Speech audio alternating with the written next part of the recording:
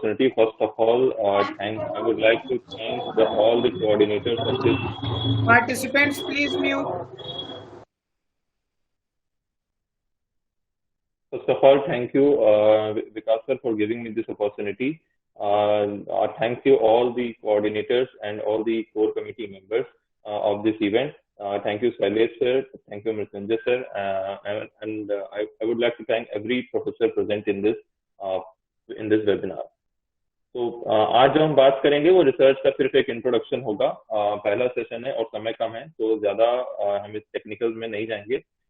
We will lay down a foundation. और मैंने chat में देखा था कि काफी मैसेज वो आ रहे थे जिसमें आप लोग को कुछ ने रिक्वेस्ट किया सर इंग्लिश लैंग्वेज में करिए।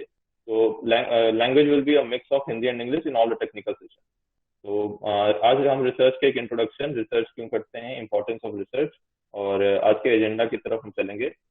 आज का हमारा पहला एजेंडा है understanding research. We will understand why we do perform our research.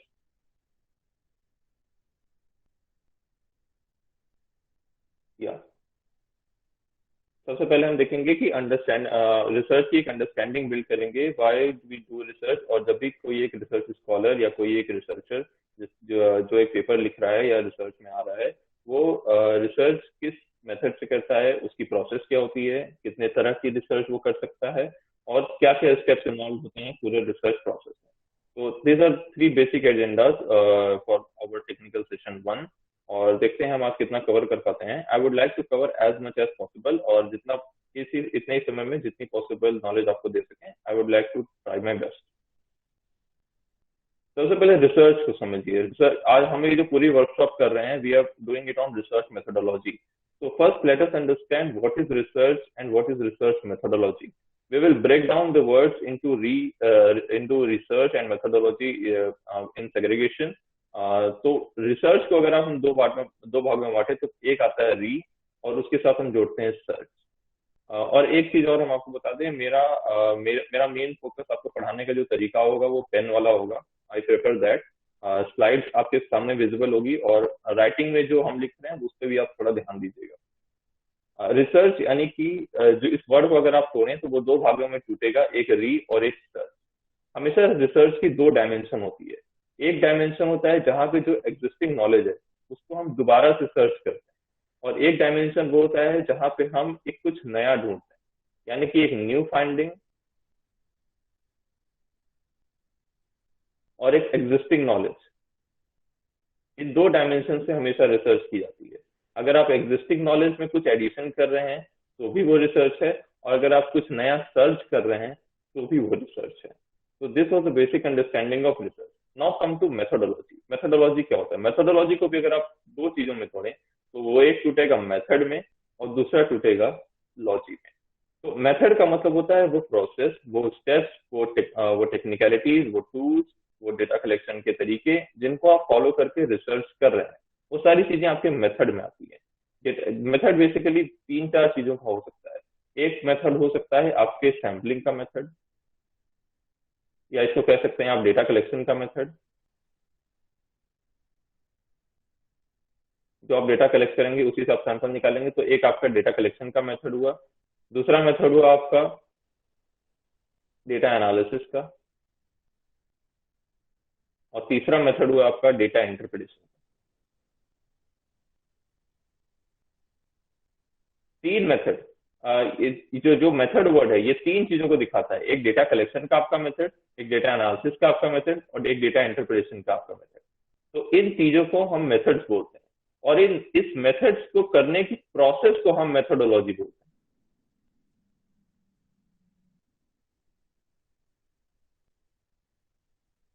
इन पूरे मेथड्स को करने की प्रोसेस जो होती है उसको हम मेथोडोलॉजी बोलते हैं, जो एंटायर आपकी मेथोडोलॉजी की डिजाइन है। आपने अगर रिसर्च पेपर पढ़ा है तो उसमें एक सेक्शन होता है रिसर्च मेथोडोलॉजी का। उस रिसर्च मेथोडोलॉजी में आप सब कुछ बताते हैं कि आपने टूल्स कौन सा यूज किया है, आपने डेटा कलेक्शन कहाँ से किया है, आपका पीरियड ऑफ स्टडी क्या था, आपका डेटा एनालिसिस के टूल्स आपने कौन से यूज किए हैं, कौन से सॉफ्टवेयर लगाए हैं। तो इस पूरे के कलेक्शन को आप बोलते हैं मेथोडोलॉजी। और मेथड्स में बेसिकली आता है कि आपने जो भी एनालिसिस यूज की है, या जो भी डेटा कलेक्शन किया है, या डेटा का इंटरप्रिटेशन किया है, उसके लिए आपने कौन कौन सा मेथड यूज किया है, that is called method. So we have break down our entire research methodology into two words. One is research and one is methodology. Now let us combine these things. अब जब आप इसको combine करेंगे तो आपको पता चलेगा कि research methodology में when we search of methods, पूरी research methodology आपको ये बताएगी कि आपको कौन सा methods यूज करना चाहिए, आपको किस तरह डेटा कलेक्शन करनी चाहिए, कहाँ से कौन से टूल्स यूज करने चाहिए, what the test you should apply, what kind of software you should use. तो उस पूरी जो भी ये सर्च है आपकी, उसके जो टूल्स आपको, जो मेथड जो आपको बताता है, उस सब्जेक्ट को बोलते हैं रिसर्च मेथोडोलॉजी. तो I hope I have made research methodology this word particularly clear. ये वर्ड आपको बहुत अच्छे से क्लियर हो गया होगा. If you have any doubt then please turn your mic on and ask, otherwise I will go ahead. Sir methodology को एक बार दोबारा एक्सप्लेन कर दीजिए. मेथोडोलॉजी पे मैंने आपको ये बताया है कि मेथोडोलॉजी मेथड्स की पूरी एक स्टडी है. आप मेथोडोलॉजी को ऐसे समझिए कि methodology is a study of methods. It is an study of methods. पूरे रिसर्च मेथोडोलॉजी में आप यही पढ़ेंगे कि आपको अगर कोई रिसर्च करनी है तो उसके लिए आपको कौन कौन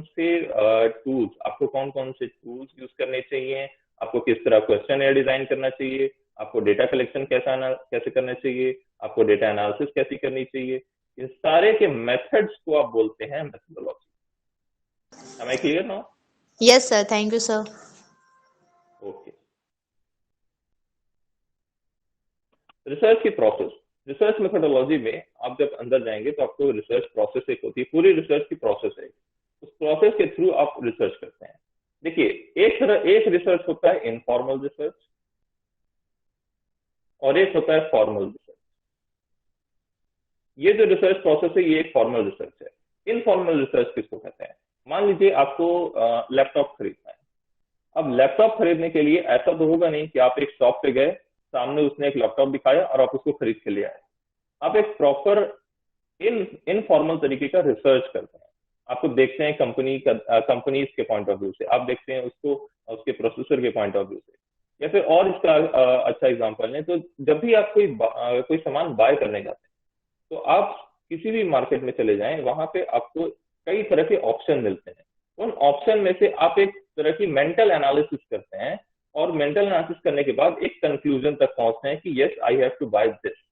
तो वहां पे आपने क्या किया, इनफॉर्मल तरीके का रिसर्च किया, उसके कई एस्पेक्ट्स को देखे, कौन सा मेरे लिए बेटर है, और उसके बाद ऐसे एक कंक्लूजन तक पहुंचे कि दिस इज माय फाइनल.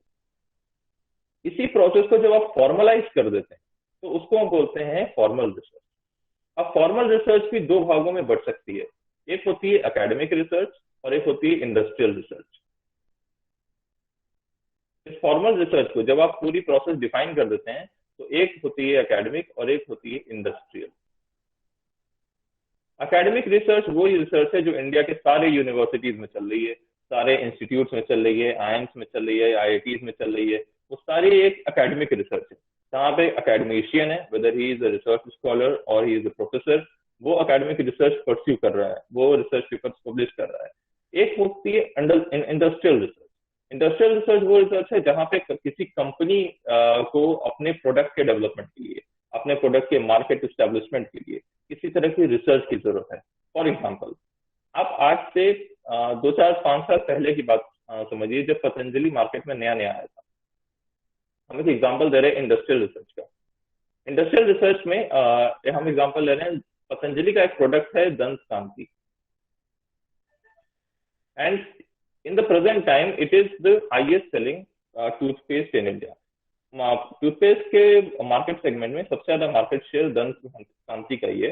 लेकिन आज से अगर हम 5 साल पहले इमेजिन करें तो यहाँ पे ना जो दंत कांति था और पतंजलि भी नहीं था. 5-10 साल पहले, जो पतंजलि के एस्टेब्लिशमेंट से पहले की बात करते हैं, तो पतंजलि ने ऐसा क्या किया कि दंत कांति आज टूथपेस्ट ब्रांड में सबसे रिनोन ब्रांड बन चुका है और सबसे ज्यादा मार्केट शेयर इसी के पास है.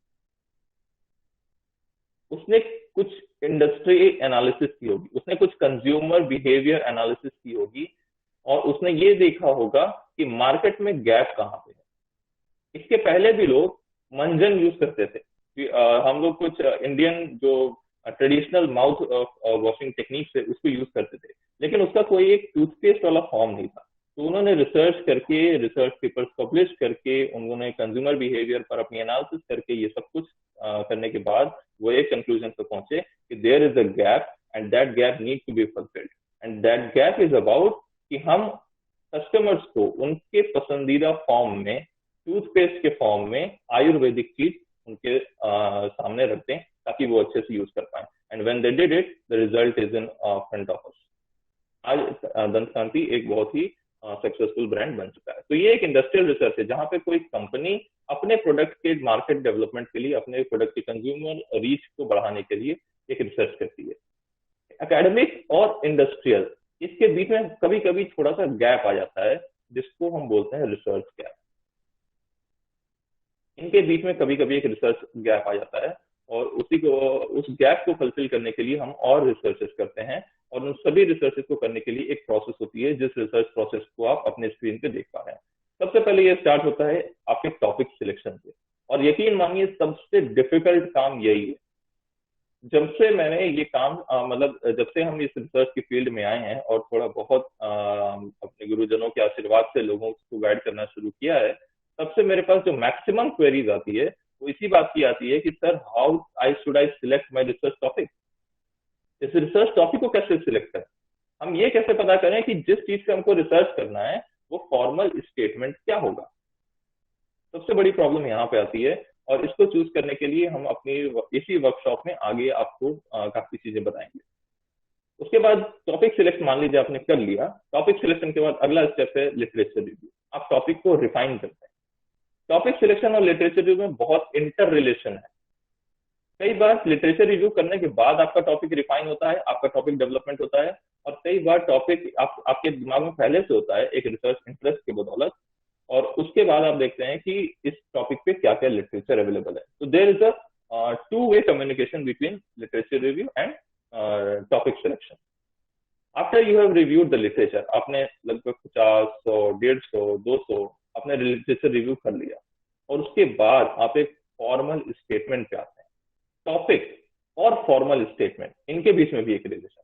टॉपिक आपका डोमेन के अंदर घुसी हुई एक चीज होती है। हम हमेशा कहते हैं research is all about narrowing down. आप जितना नैरो डाउन करेंगे उतना आप अपने प्रॉब्लम स्टेटमेंट के पास पहुंचेंगे। टॉपिक आपने सबसे पहले एक रिसर्च इंटरेस्ट एरिया होता है। जैसे किसी का रिसर्च इंटरेस्ट एरिया हो सकता है फाइनेंस, किसी का हो सकता है मार्केटिंग, किसी का हो सकता है HR. Suppose finance, we will take finance. तो फाइनेंस में भी अब आप अंदर जब जाएंगे तो उसको आप नैरो डाउन करते हुए कई डायमेंशन तक लेकर आ सकते हैं। जैसे आप फाइनेंस के अंदर ले आ सकते हैं वर्किंग कैपिटल मैनेजमेंट, जैसा कि अभी हमारे चीफ गेस्ट बात कर रहे थे। आप फाइनेंस के अंदर ले आ सकते हैं स्टॉक मार्केट, आप फाइनेंस के अंदर ले आ सकते हैं इंटरनेशनल ट्रेड, फाइनेंस के अंदर ले आ सकते हैं कैपिटल बजटिंग डिसीजन। काफी तरह की डायमेंशन आप फाइनेंस के अंदर ला सकते हैं। तो वहां पे आपको टॉपिक का सिलेक्शन दिमाग में आता है कि यस, मेरा टॉपिक स्टॉक मार्केट या फिर इन्वेस्टर बिहेवियर या बिहेवियरल फाइनेंस, ये सब हो सकता है। उस टॉपिक के अंदर जब आप एक लिटरेचर रिव्यू करते हैं, टॉपिक चूज करने के बाद लिटरेचर रिव्यू जब आप करते हैं, तो उसके बाद आपको ये समझ में आता है कि उस टॉपिक में भी मेरा एक फॉर्मल स्टेटमेंट क्या होगा। जैसे अगर आपने बिहेवियरल फाइनेंस चुन लिया, तो बिहेवियरल फाइनेंस में भी एक फॉर्मल स्टेटमेंट क्या होगा।